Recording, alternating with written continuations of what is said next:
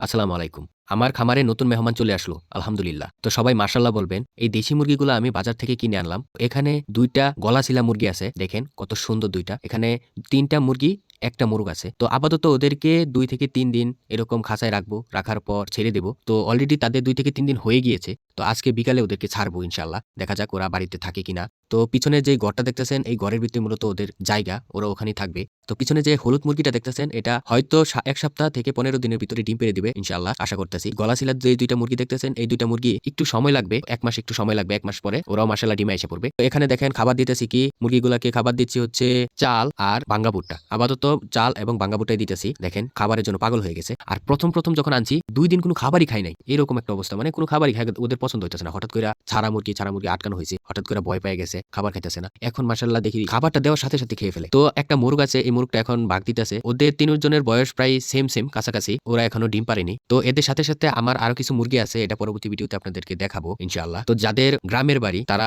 বাড়ি খালি না রেখে কিছু দেশি মুরগি পালন করবেন। দেখবেন আপনার ডিমের চাহিদা পূরণ হয়ে যাবে, মাংসের চাহিদা পূরণ হয়ে যাবে ইনশাআল্লাহ। দেশি মুরগির ডিমে কিন্তু অনেক প্রোটিন পুষ্টি আছে। দেশি মুরগির মাংসে তো কোনো ভেজাল নেই। আমরা বাজার থেকে পোল্ট্রি মুরগি খাই, ওটা পুরাটাই ভেজাল খাইতেছি। কিন্তু দেশি মুরগির কোনো ভেজাল নেই। এখন বর্তমানে দেখা যায় শহরেও পালন করে। শহরে যদি ফ্ল্যাটের ভিতরে পালন করতে পারে মুরগি, ছাদের উপর পালন করতে পারেন। আপনাদের গ্রামের বাড়ি আছে আপনারা পালন করবেন না কেন? একটা ভেজাল মুক্ত খাবার খেয়ে আপনার শরীরটাকে ভালো রাখবেন না কেন? বর্তমানে অনেকেই দেশি মুরগি দিয়ে বাণিজ্যিকভাবে খামার করতেছে। তো যাদের গ্রামের বাড়ি আছে আমি অনুরোধ করব সবাই ২-১ টা মুরগি হইলেও বাসায় রাখবেন। দেখবেন ২ টা মুরগি যখন পালন করবেন তখন ওরা ডিম দিবে, ওরা নিজে বাচ্চা ফুটাবে। দেশি মুরগি পালন করতে এত কোনো খরচও নাই, এত কোনো টেনশনও নাই। ওরা ছাড়া থাকে বাহিরে ঘুরে, বাহিরে খায়। সকালে একবার, দুপুরে একবার আর রাত্রে একবার হালকা খাবার দিলেই এনাফ। আর ওদের জন্য একটা সুন্দর বাসস্থান, একটা ছোট্ট একটা ঘর বানিয়ে দিলেই ওদের চলবে। তো আরেকটা কথা আপনাদেরকে সতর্কবার্তা হিসেবে বলে দেই। সেটা হচ্ছে দেশি মুরগিকে চেষ্টা করবেন ২ মাস পর ভ্যাকসিন দেওয়ার জন্য। কারণ ওরা বাহিরে খায়, বিভিন্ন ময়লা আবর্জনা খায়। তো ওইখান থেকে ওদের ভাইরাস হতে পারে। এজন্য আমি মনে করি ২ মাস পর ভ্যাকসিন দেওয়াটা উত্তম। আরেকটা জিনিস লক্ষ্য রাখবেন যারা দেশি মুরগি পালন করেন,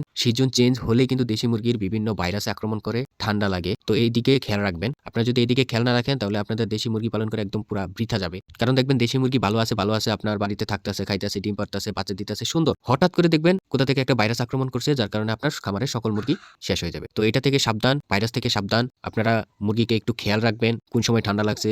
দেশি মুরগিকে এত বেশি খেয়াল রাখা লাগে না। শুধু একটু নজরে রাখবেন তাহলেই হবে। তো আজকের মুরগিগুলা কেমন হয়েছে, আপনাদের পছন্দ হয়েছে কিনা জানিয়ে যাবেন। তো পরবর্তীতে প্ল্যান আছে আরো মুরগি কিনবো খামারের জন্য। ইনশাআল্লাহ সকল আপডেট আপনারা জানতে পারবেন।